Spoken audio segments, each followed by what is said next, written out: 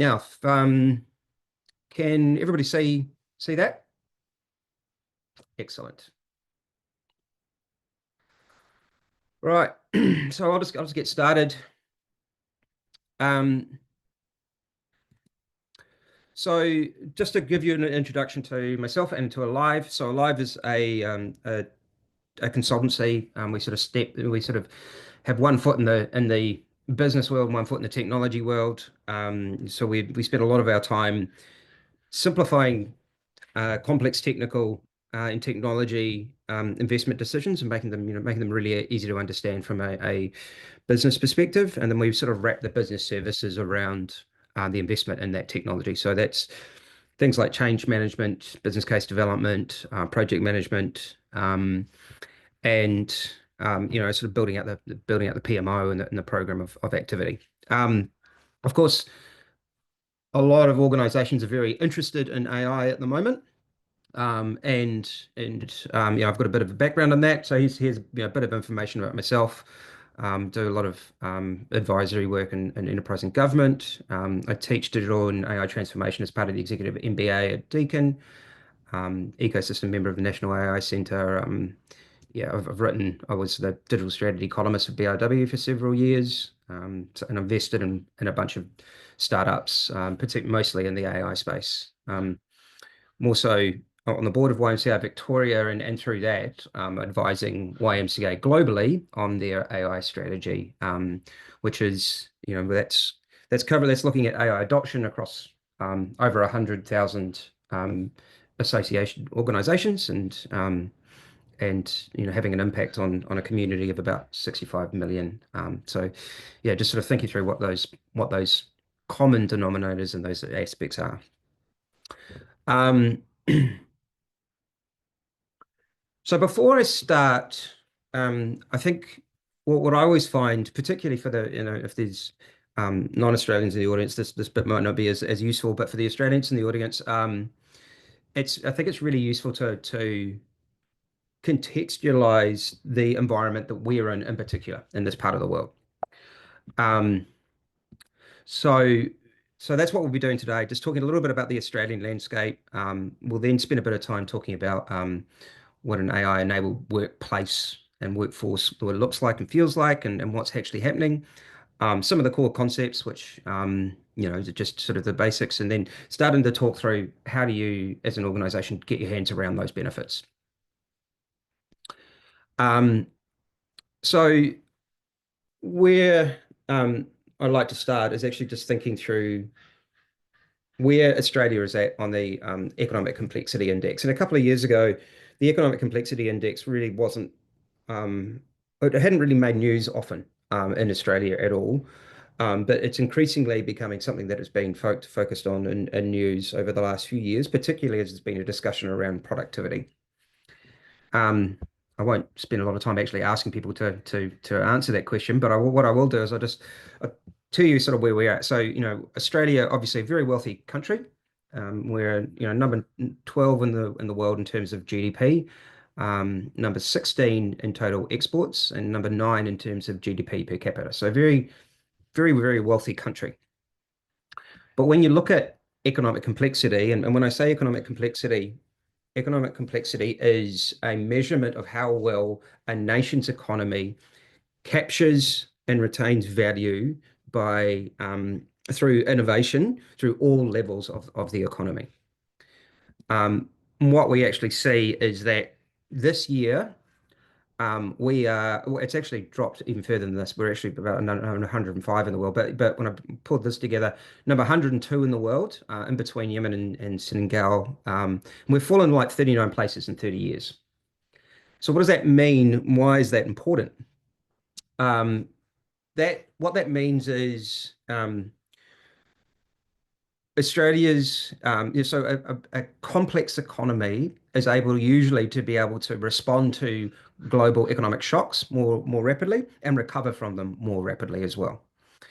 Um, Australia is for a bit of a context. Canada is about 41st in the world, New Zealand 52nd, Japan number one, Switzerland number two.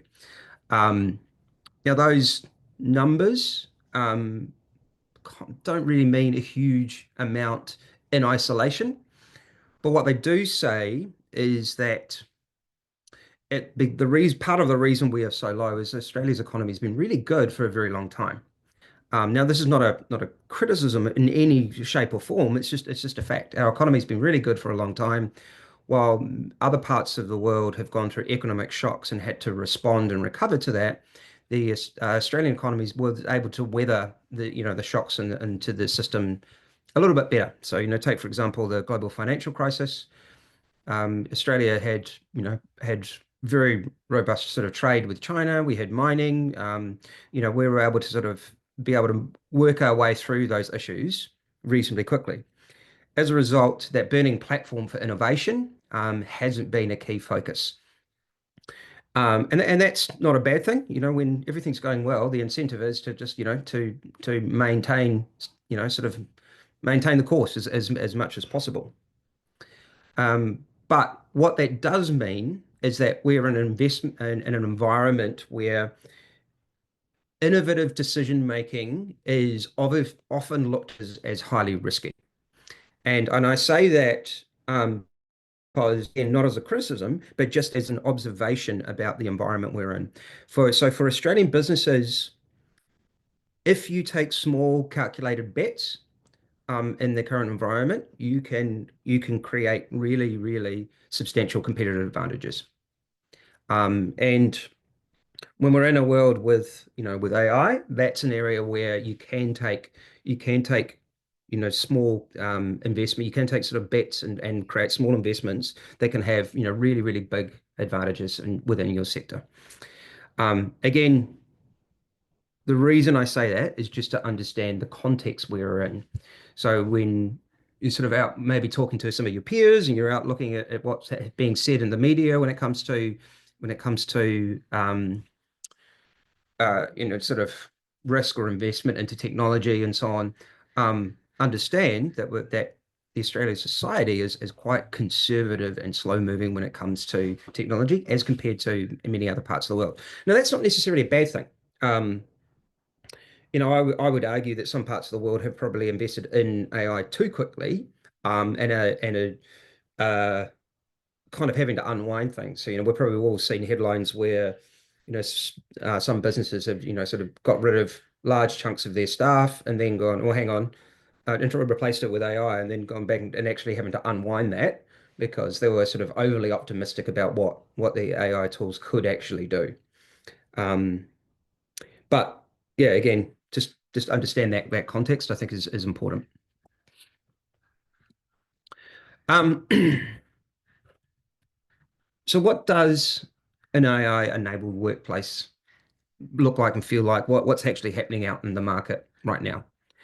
What we all know and what we're hearing is that generative AI is rapidly reshaping workplaces, and a lot of organizations, that are getting it right are seeing really significant returns. Um, but many aren't because the way they are treating it, they're treating it as a technology problem. And I would argue that at least in the initial phases, generative AI adoption and obtaining ROI from generative AI activity is very much not a technology problem at all. It's absolutely a people problem and a mindset issue that needs to be focused on. So what does that look like? So current state. So a couple of facts here. I mean, I'll also caveat the fact that one of these is from Microsoft, so they might have a vested interest in the numbers that come off the back of it. But I mean, look, but their research is look. I mean, it's very much in line with independent academic research that's out there as well. So, 66 a bit. So this is last year's work trend index. They've produced another one more recently. But 66% of business leaders would not hire someone without AI skills. That's what Microsoft's starting to say, and we're absolutely starting to see that. If you have a look at the way that jobs are being marketed and the way it's being sort of advertised, and you're starting to see that being a kind of a requirement, is particularly internationally and increasingly within inside Australia. There was a really good report published by the Harvard Business School towards the end of last year called the Navigating the Jagged Technological Frontier. And in it, it said generative AI can improve highly skilled workers' performance by nearly 40%, compared with workers who don't use it. So now that's a really significant gap. And we see that often with organizations that have been adopting or looking at how they adopt AI across their organization. We see that there is a quite a big gap between it usually follows kind of a normal distribution of some description. So you've got on one side, you've got some people in an organization. So if we've rolled out Copilot, for example, or rolled out ChatGPT broadly across the organization, and you're looking at the stats about how it's being used, we see that one end of the bell curve, we've got people who really aren't using it at all, and they're all afraid and think that it's Skynet. Uh, but that's a very very small percentage. Um, you've got the other end where you've got really really high performers who have adopted it very quickly and are using it in really sophisticated ways. And then you've got a big chunk in the middle who can see the value of it, but haven't sort of given themselves time to learn it and are using it in reasonably unsophisticated ways. So write me an email, summarize this document, for example. Um, and so yeah, that stat there is saying, those highly skilled workers, who start to use it, they get really, really big productivity improvements. And I think the key here is, as you'll start to hear, is that, how do we think about this from our workforce's perspective? And how do we think this from a human perspective so we can start to unleash those really, really big productivity gains within inside organizations? What is a big business impact when you get it right? Um, you get sort of empowered workforce. So we see this over and over again. So increased confidence and competence using AI tools. You get productivity gains and enhanced decision making. So that's improving sort of operations. And you get innovation starting to happen a lot faster within inside the organization. And I'll talk a little bit about that later on. Um, but a report, so EY Pulse survey that was done in December last year, it was saying that 97% of senior business leaders are now starting to say that they're seeing positive returns from their AI investments now. Now, particularly that might be at a use case level, but usually it's looking at an organizational change level. And there's good reasons to move faster rather than slower. McKinsey has been doing a lot of analysis on the impact of AI at a global level. They're saying that the ones who move faster will see significant cash flow returns as opposed to the ones who are sort of doing the sort of followers or going slow on it. Um, they also say that and this is the interesting point, is that if they're saying that AI is going to generate around $15 trillion in new value to the global economy between now and 2030. So, and if that's the case, a lot of the fear that we're hearing out in the market about AI eating away jobs is potentially unfounded, and or at least um, what we are not doing is getting to the next phase of this conversation, which is going, okay, when technology shifts come in, jobs change, and some jobs become irrelevant, but new jobs are created. So what do those new jobs start to look like? And I don't think we've quite got to the point yet of really imagining what those new jobs are. There's little bits and pieces of it, but en masse, we haven't sort of quite got to that step yet. And I think that's an important thing for an organization to sit with over time, is starting to think through how do we start to redesign jobs to be fit for purpose for the world that we live in. Um, and the one thing I would say, and we see this a lot with organizations who are adopting AI and building out AI use cases, training their organization to use AI, um, it can force you to face hard questions that you've been possibly kicking down the road a bit for a while.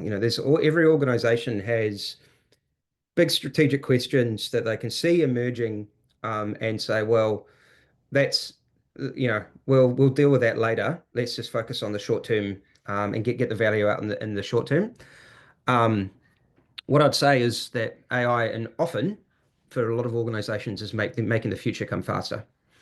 And it's not just how they're thinking about it from their own perspective, but how they're thinking about it within their competitive set. We're working with organizations where they're having to start to think around not just how do we think about AI from a productivity and efficiency standpoint, but what does it mean? How does it tie into our competitive strategy? If how do we need to think about the way we orientate our business to be more customer focused, or to be more orientated around attracting the right kind of talent so we can move faster. And I think that's really important because, again, from a strategic standpoint, that framing early on is and how you think about the KPIs and the outcomes you're looking for is very, very, very important. Um, I think if you go into it with a framing of efficiency, you set KPIs that are very much focused on efficiency. And the problem with that is, is KPIs drive behaviors. And if you're setting up KPIs where you want everybody to be as efficient as possible, what will end up happening is that people will focus on how do I produce an output as quickly as possible and move on to the next task. Um, and because AI tools are not deterministic, they're probabilistic. They, by definition, what they're always trying to do is drift to the average. So if your team are not spending time really understanding the problem deeply, and only looking at it from a very surface level, they're going to ask sort of reasonably shallow questions, which means they'll get quite average answers, which means your business could efficiently become irrelevant. And so, whereas if you start thinking about KPIs, which are much more focused on impact, and so in both of those, efficiency versus impact are different forms of productivity. If you start thinking about impact, and you're creating space for your organization and the people inside your organization to use AI tools to understand the problem that you are facing and the opportunity that you're looking at much, much deeper, means that they will ask more insightful questions. They will get much higher quality outcomes from collaborating with AI tools, meaning that there's going to be a lot less rework. There's a lot less, a lot less um, you're going to get to high quality outcomes sooner. So it's that kind of idea of go slow to go fast. I think is make sure you're sort of setting the idea of you know build a culture where your people are striving for the highest quality outcome. And while it may feel like initially that it's slowing you down, it will actually speed you up dramatically as an organization, because you'll be creating new value really, really quickly. And I think that's the biggest strategic question you can be asking when it comes to AI, which is not how do we do the same stuff that we've always done but faster and cheaper, which is all about efficiency, but it's very much how do we capture and create new value in a way that we've never been able to do before because it's been cost prohibitive in some shape or form. Um, so essentially think about it less as an efficiency tool set, and more about AI as a capacity add-on to your organization.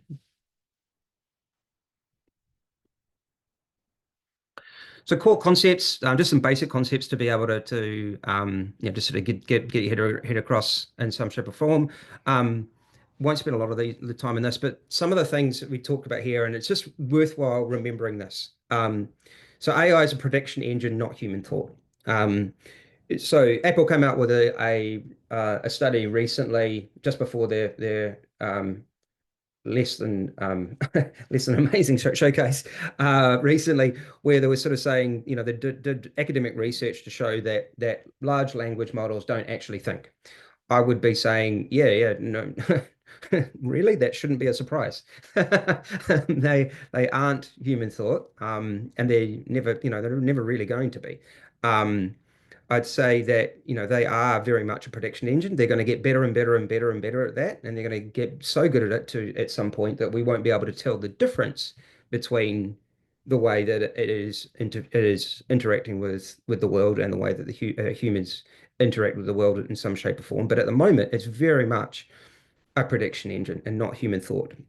Yes, they've got reasoning, you've got reasoning models, and those add steps in, but those reasoning models are essentially called tree of thought. So they're breaking a problem down into component parts, and they're just, sort of thinking them through and doing research on each of those steps, before spitting out an answer. So you're getting a higher quality answer. So yeah, so I think that's just, yeah. The other point is we have a tendency to, sort of anthropomorphize it, sort of personify AI. We think because it's a conversation and we're chatting with it, that it's thinking, or it's got some kind of personality, and of course it doesn't. It's just a very good illusion, that we're more than willing to buy into because it helps us get the outcome that we're looking for.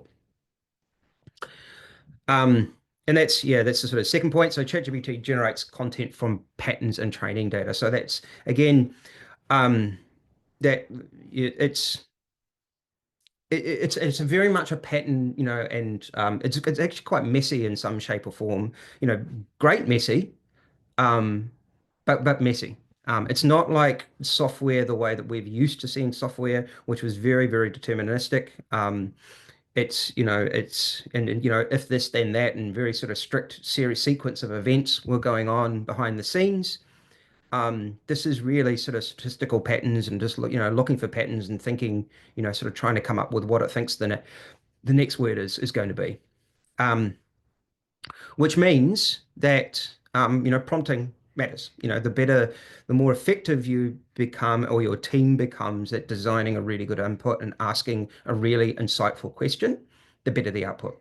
And look, and you could you could argue that that's always been the case. I think, as we all know, the people in the organizations who ask the most insightful questions tend to have the greatest breakthroughs quite often. And they're asking insightful questions because they spent a lot of time thinking about the problem. And again, that's sort of coming back to my point around, how do you set yourself up for success when it comes to AI adoption? Well, think about how you're building your culture and getting your culture to think about developing critical thought and spending time with the problem, is very much the way to be thinking about that. Um, Again, yeah, so I've covered deterministic versus probabilistic, but Ian, it's that deterministic is really the way that we're thinking about software, where you put something in, it goes through and processes it and spits out something at the other end that we want. And it feels like that's what's happening with AI, but it's actually much more probabilistic. It's much more, you know, and it's hard for us to sort of, get our head around. I know there's people in the audience I know I can see here are very interested in quantum, and it's that sort of, classical world of things being very determined, and being able to see them effectively, versus that quantum world of being very, very fuzzy. And it's kind of what we're dealing with AI. It's fuzzy until the output is spit out, really, and that's the probabilistic aspects of it. Which means, and as we've all heard, it can hallucinate, and there's a lot you can do to refine that, and reduce the chances of it hallucinating. Some of it's a prompting skill, some of it might be the way that you um, set it up inside your organization, so it's trained on a lot of your data, so it's much more effective and refined, rather than just sort of guessing across the whole of its training set. Um, but what it means is that we must stay in control. We need to have a very quick view of how we are working with these tools, and we can't sort of be, offloading responsibility. I mean, the thing I love to say to organizations is, you can't outsource your brain. So, and the more you do, actually, probably, the less you sort of effective you'll become with these kinds of tools. So, In fact, you can actually do the opposite. You can use these tools to, really, really, really sharpen your focus and your thinking. Um, and the best results um, come from having a really clear view of where humans and AI are sort of working together. So I think, there are some tasks that AI is going to be able to do better than humans every single time. And that's, that can sit within inside the world of automation, process automation, those kinds of things. There are some tasks that humans are going to be able to do every single time better than AI, and it just needs to be humans. And there's going to be a lot of tasks that humans working with AI are going to be able to do and work on effectively together.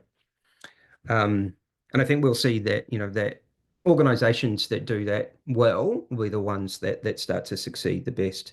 In fact, I mean, with the research that's come out over the last few months, looking at the ways that different organizations have been adopting, the different approaches that organizations have taken to adopting AI, the ones that are the clear winners are the ones that have really focused on kind of like AI being a force multiplier for their people, as opposed to how do we cut costs and get rid of essentially some headcount, for example. A really good example of that, the example I love to talk about the most is the Mayo Clinic in the US. Um, they they when they were looking at their AI strategy, they didn't do kind of what you'd expect a healthcare and essentially an academic research organization to do.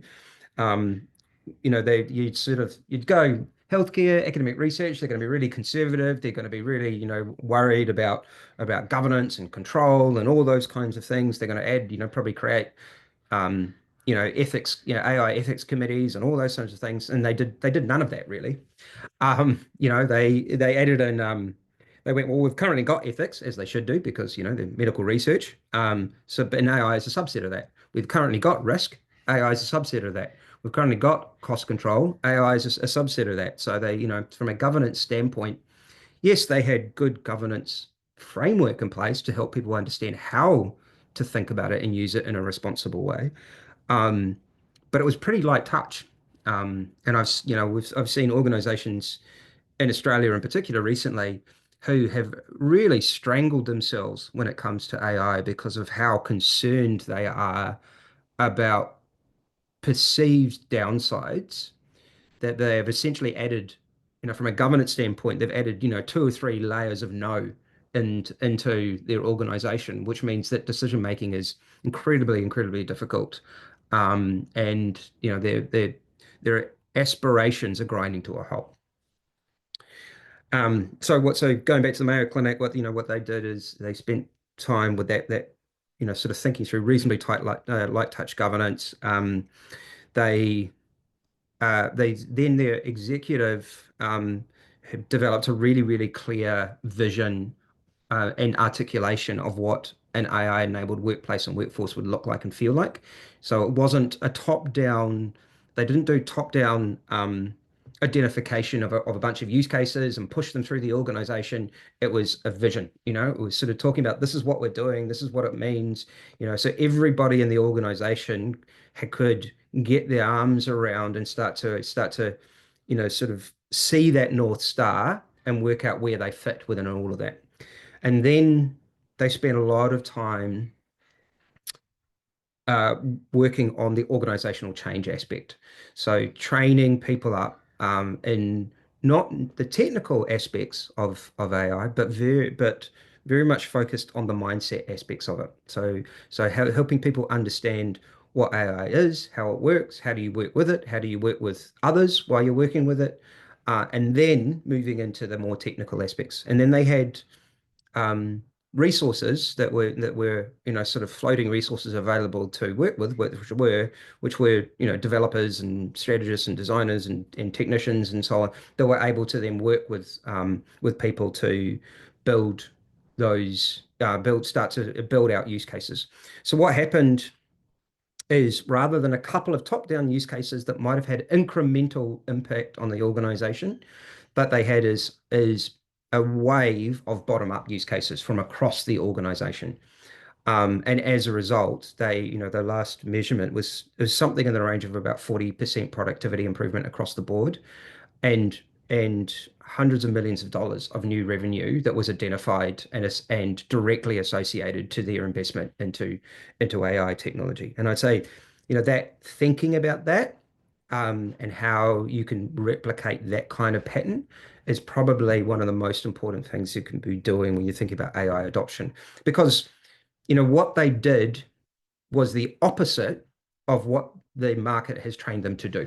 So the technology vendors, the technology market has trained, we've been in this sort of this cycle where, you know, technology vendors go, well, we're going to engage the senior leaders. We're going to help them identify some use cases by, we'll get some BAs or get some strategists and so on. We'll identify, what are your problems? We'll fix those problems with technology. We'll build that out as a proof of concept and then scale it, and we'll get pushed down through the organization. And the change management aspect of it is really just training people to use the tool. What they realized is that this actually needed to have, top down strategy, um, you know, top-down support, but bottom-up use cases. And the bottom up because every single person is going to think about how they use this slightly differently, or every group of people is going to think about how they use this slightly differently to get the outcomes that they're looking for. And therefore it can't, really can't be kind of like a top down sort of technology approach. So yeah, just yeah, interesting perspective. And that, there's been additional research that's come out by looking at corporate AI adoption. So both looking at both from Harvard Business School, MIT, Stanford, over the last couple of months, and it's backing that up. It's backing that perspective up every single time, which is need to have an aligned leadership. There needs to be, so if you're looking at sort of the factors for success, aligned leadership. Um, so security and privacy is important, but at an individual level, um, which means they need to the people need to believe and understand that if they're using these tools, it's not going to get them into trouble either personally or in the organization, because information will link. And they also need to know their personal information is not going to be is not going to be at risk. Um, you need to really focus on the change management aspect of it, so that the change and mindset shift. And then you also need to have equitable access. So what that means is allowing either through distribution of the technology or through policy, allow everybody in the organization the opportunity to adopt this technology. And one thing that we see often, because we've done a lot of adoption analysis for organizations. So one way we do that is we interview obviously the senior stakeholders, and look at trying to identify what their vision is and what their aspirations are.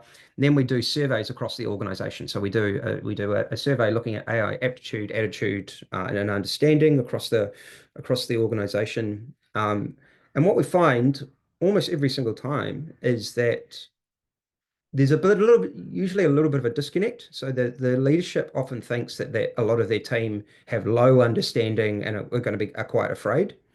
What actually we find is usually more than 80% of the staff have started using the tools, are a bit excited about what AI can do, but what they're looking for is guidance. What they're looking for is how do I use this in a way that can allow me to be really, really effective inside the organization. So they want that. Um, they want that yeah, they want the guidance. Just seeing there's a couple of questions coming in, so I'll just Yeah, have there's a a few questions, Mark, if you want to. One with regard to from Tyler regarding hallucination. yep. And the question really stems around is this simply giving a poor quality result or a result outside of an acceptable range of probabilities, so much more unrealistic? So what's the driver of hallucination? Is the question. Yeah, so the hallucinations is when you're asking a tool to, as I said, a probabilistic language model, it's what it's not doing is it's trying to say you're asking for me to create an output, um, and I've got limited amount of information. So I'm gonna basically I'm gonna give you everything that I can find on the internet, and then if my data set runs out, I'm just gonna it just makes stuff up that sounds like it's really confident in it, and it sounds like it's real. Um, but what it's trying to do is give you the framing. What it's thinking is it's giving you kind of the first draft of the document, and then you're going to go through and edit that and swap out stuff that's not real for stuff that is real and so on. But unless you've actually told it, well, first of all, don't make stuff up, and second of all, if you don't have information or yeah, just let me know you don't have information. Um, then yeah, as I said, it'll just keep making facts up. Now, it doesn't do that all that often, but if you get to something that's really, really niche, and its data set starts to run out, it can really confidently, so it can confidently make up case studies or use cases, or in the, might have heard the case and where some lawyers where it's confidently made up, um, sort of case law and citations and so on, which just never existed. Um, so yeah, so I think that's really what kind of like yeah how I sort of start to think about that. There's another question from Ankana around how do you guard Yep. against there's an AI that for that mindset where we get a proliferation of AI systems that don't integrate well together for a whole lot of org benefits and drives inefficiency in some form. Sorry, where was that one? Who's it from? Ankana. Sorry, it's the second question down. So just around that whole idea of we can use AI for that and just getting a whole lot of systems, AI systems that don't integrate well together for the Yeah, whole of the organization. How do we avoid that? yeah, that's a look. Yeah, that's a very, very good question. And I would say again, that's the sort of the change management challenge. I think that where for organizations where you can sort of identify the value that AI can bring, but you've got to bring the organization along the journey, and then you can have some people getting overly confident with it, um, and starting to think about trying to find another tool to solve every single problem. And this is why I was sort of saying before, think about it. I think there's different ways you can adopt AI. One can be use case focused. So it's what are the problems we're trying to solve? How do we either build something or buy something that solves that particular problem? The the issue with the use case focused approach is that um, when we're talking about AI, we don't always know exactly what the question is that we're really asking.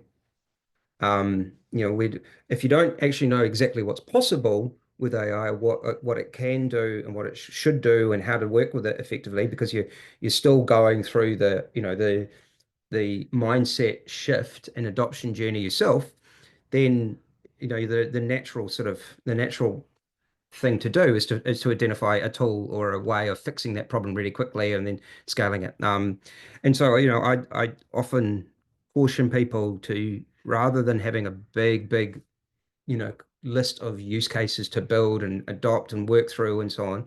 Yeah, sure, have a couple that you can sort of identify that would be very useful inside the organization, and drive momentum and help people understand, particularly if they are reasonably low risk, and can help drive mindset shift within inside the organization. Those can be very useful. But you're much better off going through the cultural shift of it and using kind of the core tools as much as possible and helping people understand how to work with those effectively. Because when you're getting to the point as the next step in their kind of the maturity evolution of we're starting to identify those use cases you can scale, you're again, it's just as I was saying before, the way that people think about it will be more sophisticated. The way they think about use case definition, whether through the lens of AI, will be much more suited to the technology itself, which means you're much more likely to have, to find the ones that work really well. As opposed to, yeah, lots and lots of tools that are doing something or, doing something okay or something not particularly well, and yeah, again, end up with a large, yeah, as you say, spaghetti is a very good terminology for that.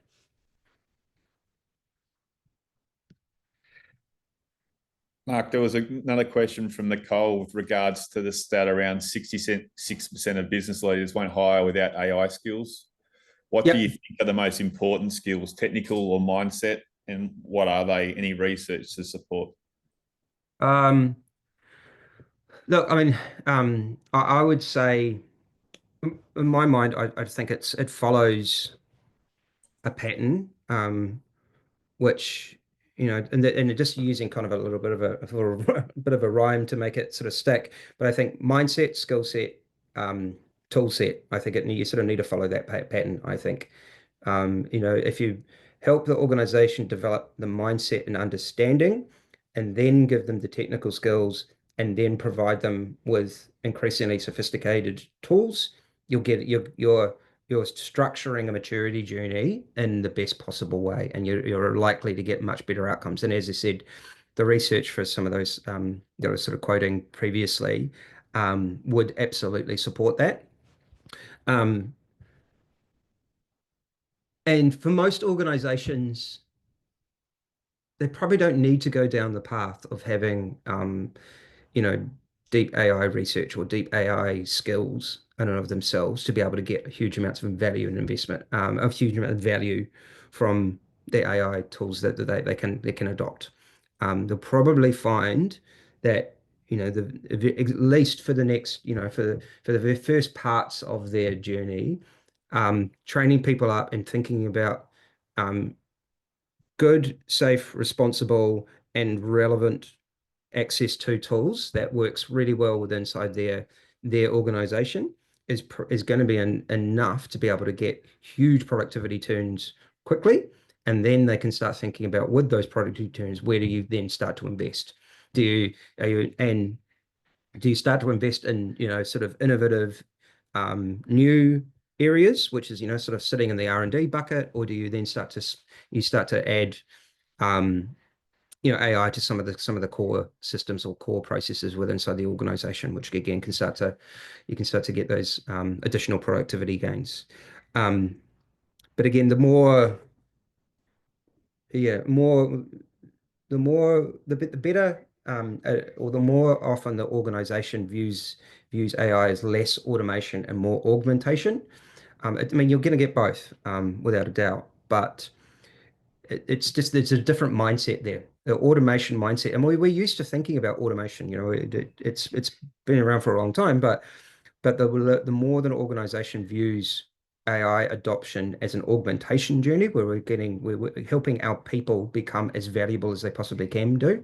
If you can, as I said, if you can get 40% productivity improvement across, whole parts of your organization, I mean, that's a lot of time that's being freed up to be able to do new high value tasks.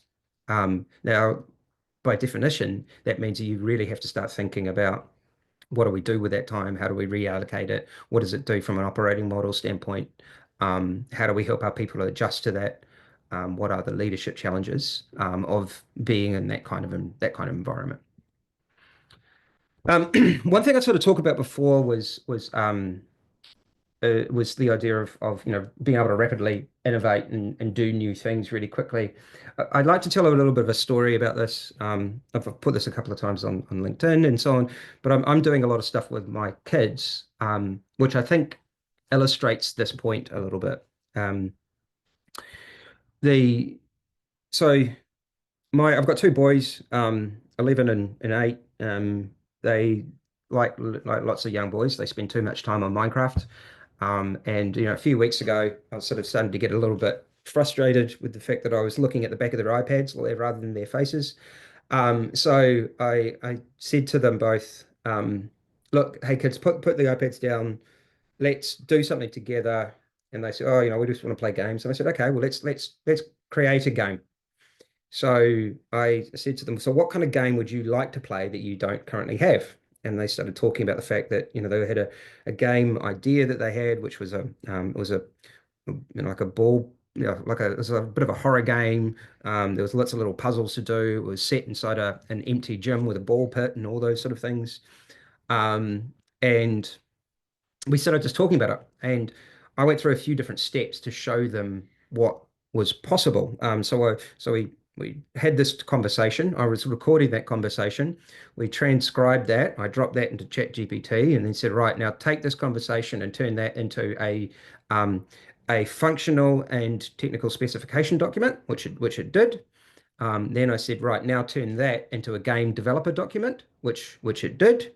And then I dropped that into Replit, which is another AI sort of agent which can sort of build things. And said, right now let's start, building this out. Within the space of about 2 hours of us working together with that tool, we actually had a functional working prototype of that game.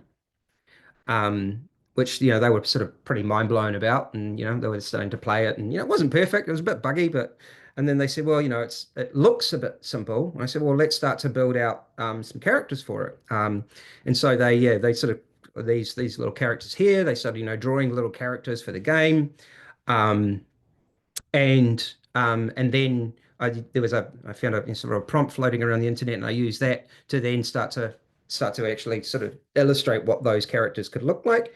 And I was able to then start to put those into another tool, which develop the 3D models, and I was able to build those and start dropping them into the actual game itself.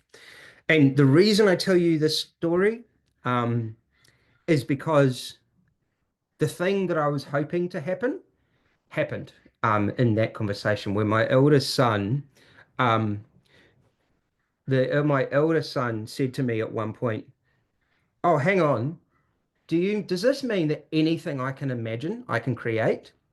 And I said, yes, that's exactly what it means. And so, we'd been talking about AI for a little bit for the previous few weeks and so on. And they was, that my son was sort of saying, I'm not sure if I really trust it, and I hear that it's going to be eating away jobs, and all these sort of fear things that are going on at the moment. And I said, well, you know, there is going to be a lot of change, but it's able to sort of do all sorts of, are going to be able to all do all sorts of amazing things. And I think that the point for him is that his mindset is completely shifted. I was able to see that mindset shift within inside of him.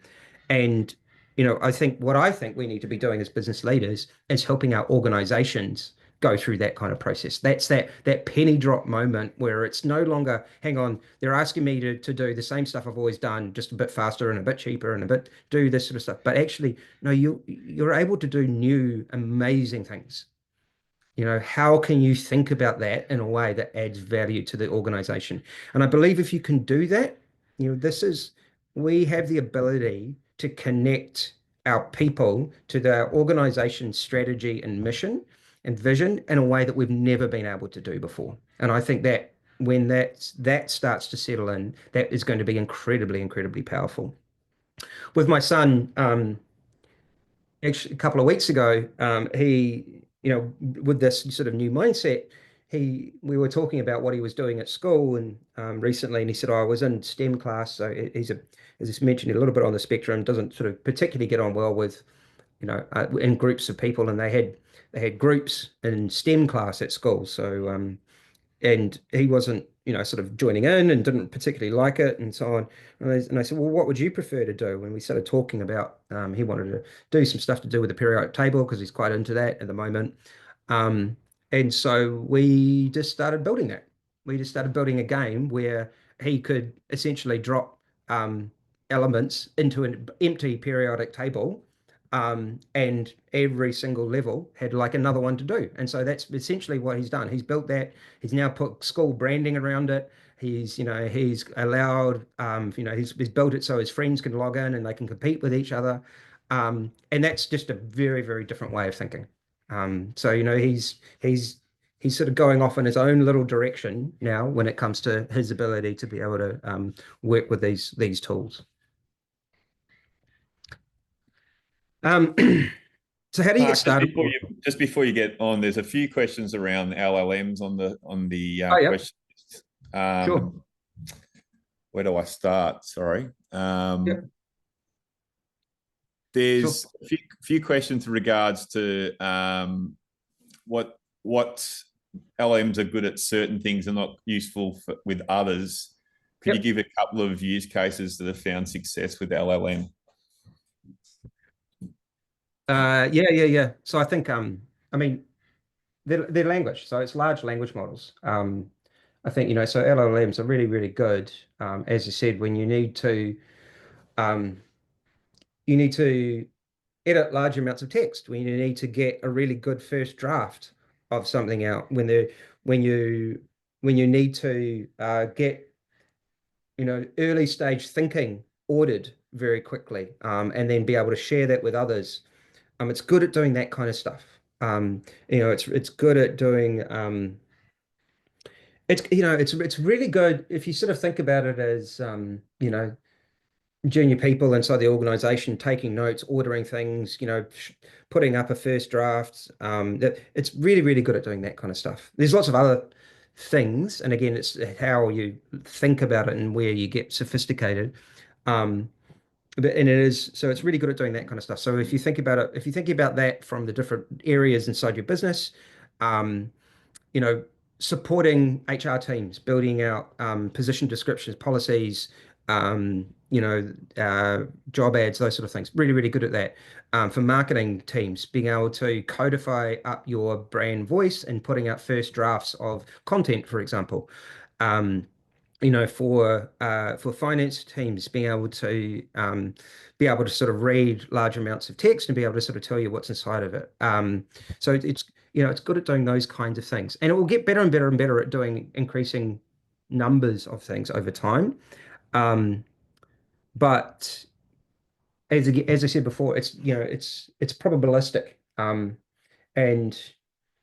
within so the context of what your organization, finding out where it adds value, and then how to build on that value really, really quickly, is the key challenge. And again, you can do a lot of that from a strategy standpoint, from a vision standpoint, from a leadership standpoint. You can build strategic framings and have lots of initiatives. But then what you'll also find is that the more that you empower your people to understand and view AI as a way of for them to add value to the organization, the more you will see bottom up use cases being identified that will have sustained value. Mindful of time, Mark. So maybe we take some more questions at the end. Yeah, absolutely. So we've got um, just a couple of things just to sort of when you're starting to think about what you actually do. I've sort of covered these two things before, but I think the mindset piece is really important. So, automation versus, sort of augmentation or sort of, it's the thinking about this as being adaptive.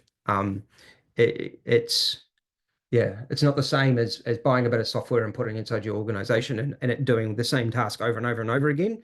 This is something that helps you do what you're able to do and add value, and so it helps every person inside the organization add value and be more effective. As I said, so think about it as a force multiplier, not a replacement for people. Um, and the reason I say that is that's that mindset thing of efficiency versus impact, or scarcity versus growth. The scarcity mindset is we're all fighting for limited resources, and we do everything that we've always done faster and cheaper, which sometimes there's a little bit of that. Sure, I get that. But the growth mindset is saying, hang on, well, this is just an amazing tool set. This is an amazing bit of technology. We've got really smart people inside our organization, and the more that we can help them lift their heads out of the day-to-day internal focused stuff and start looking out at the market and our customers and the world that we intersect with, and they start thinking about how our business can have a greater impact, the faster our organization will move and deliver on its vision and mission. And I think that's the power of that growth mindset when it comes to AI. For when you prepare for generative AI adoption, there's steps that sort of follow every single time. So defining what your organizational maturity is, and there's a little bit there's a little bit of I suppose more kind of like value judgment there rather than sort of hard figures, but it's getting a sense of where you sit and where your aspirations are. Big part of that is doing the staff aptitude assessment, so evaluating kind of, as I said, aptitude, attitude, understanding, and looking for where people are excited, people are nervous, where there might be, resistance and accelerators within inside your organization. That can help you build out, a strategy, which again, the more the strategy is a North Star, um, and you're sort of helping the organization build the momentum, the faster you're going to move. And then you'll inevitably, as you're doing that, you'll find, use cases, that, you can start to build and roll out that help people do what they want to do. Um, the ROI tracking, now that's this, there's been a lot of talk about, it can be difficult looking at productivity ROI and what does it mean and so on. And there is a bit of truth to that. What you can say though is that if you look at using observability tools and you're able to see how people are using AI, so the Copilot so you might not look at exactly what they're saying, but you're able to see the level of sophistication um, how advanced their prompts are because of how much time it's taking for the engine to be able to process the request and deliver an outcome. Um, what what you what the correlation that happens every single time is that the more sophisticated the prompting is, the higher quality outcomes happen. So you start to gain those productivity outcomes. Then you get your policy, sort of guidelines for AI use. Again, that shouldn't be something that's, it's really just, if you remember, when social media started running out across the business landscape, everybody was sort of concerned about it because there was people inside organizations all of a sudden using, Facebook and Twitter, and just didn't feel like it was controlled, and just needed some basic guidelines to help people understand what it all meant. And I think that's the same thing again. And then really, really importantly, you start moving into the organizational change and that mindset shift aspect of it. Um, then you'd start thinking through AI-enabled culture. I sort of touched on those things um, earlier, which is saying those elements of they need to be able to trust it. We need to be able to have change management. You need to have executive level commitment. And you need to have equitable access. Um, and as I said, you really need to be able to sort of define what training is going to be required for different parts of your organization. The way to think about it is sort of the basic, sort of mindset and framing elements that every single person will need to be on board with, and you sort of frame it within inside the context of your organization. And then from that, then you have the next layer out, which is sort of the first round of technical training, which is, sort of thinking about prompting and, how to use the different tools and how to set them up and all that sort of stuff. And then from that point on, it becomes much more specific around, functionally specific. So you might go down a finance path or a marketing path or whatever else it may be. We have a bit sort of a best practice framework. I won't go into this in detail, but this is available on our website, which basically says, all the things that we've talked about here is essentially how you build this out. So, sort of you've got the vision, you think about the guiding principles for your organization. You then assess there's the aptitude, attitude, and understanding across the organization. You then start to build out the education. And then you then start to identify use cases, and have really clear views on impact. And from that point on, you're moving into for the way that we do that is a very sort of very rapid exercise of basically going through a discovery process, working with the organization, doing that assessment, defining out what the next steps would be. and then you start building out a roadmap and a bit of a blueprint for what needs to happen, and that's underpinned by a bunch of our best practice frameworks. So around strategic alignment, governance, and risk, ethics, workforce capability, technology, and sort of the funding and resource allocation aspects. So that's fundamentally the process of getting there. Um, is what you'll see is that you start as most organizations might think that they're level one, but when you do the assessment, you realize you're actually probably maybe a level two. And then, according to their strategy and where they need to be, they end up sort of saying that, well, we kind of need to be at a level four, for example. So then when you're thinking about that as, here's our current state, our future state is over here, then talking about the activities you need to do to be able to get there, and those activities being a combination of change management, education, technology, development, data, kind of, making sure the data is sort of secure and effective and being cleaned up. And then, sort of the ongoing cycles of those, it becomes reasonably straightforward. Yeah, and we've got sort of another model there that sort of shows, what it looks like and feels like if you're starting to look at AI agents further inside the organization and going up that maturity journey too. So yeah, I know we've run out of time. What I'll do is I'll just sort of wind things up by just sort of talking about my favorite uses. And so when I was saying before, how you can use AI and think about it in different ways. One thing I do with AI a lot is I use it to help me write articles.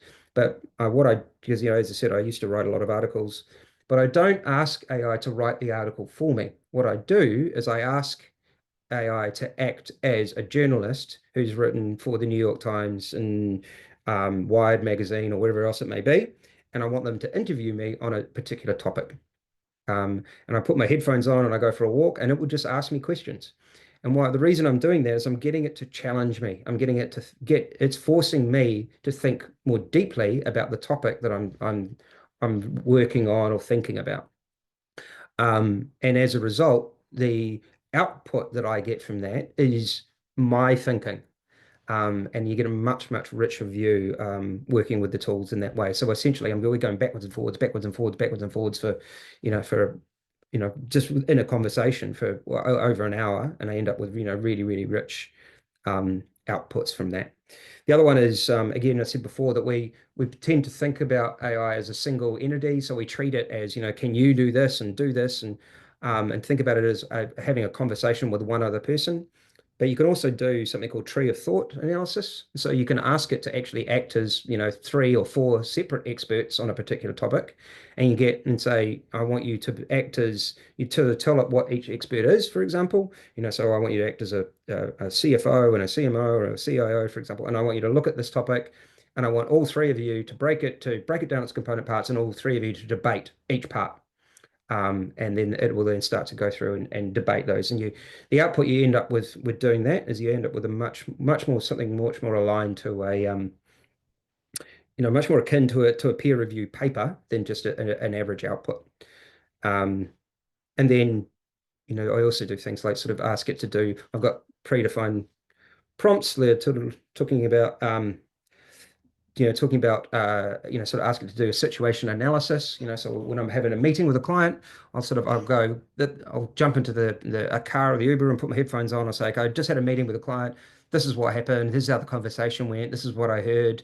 And it will then structure that into a situation analysis outcome, which is, this is the situation, complication, and potential next steps. And I'm doing this one actually. I've been doing that this morning, this last one, which is got a presentation to do with a customer, and go, well, read the presentation, and then I want you to act as a customer, and I want you to grill me on the outcomes of this particular presentation. So yeah, that's this is some of the ways that I like to use it. There's lots and lots of others. As you can tell, I'm using it with my kids a lot, which I'm finding really enjoying. And so yeah, that's it. So thank you, everyone. I see people are sort of starting to jump off already. Thank you. Thanks a lot for taking some time out this morning. I really appreciate it. And feel free to drop me a line. jump onto our website, or just send me a message via LinkedIn if you want to explore further, or just have a chat and understand more.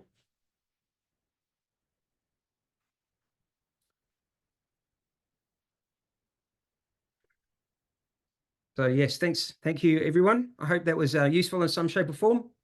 And yeah, enjoyed you all being here today, and thanks for your questions and input. Thank you, Thanks everyone. everyone.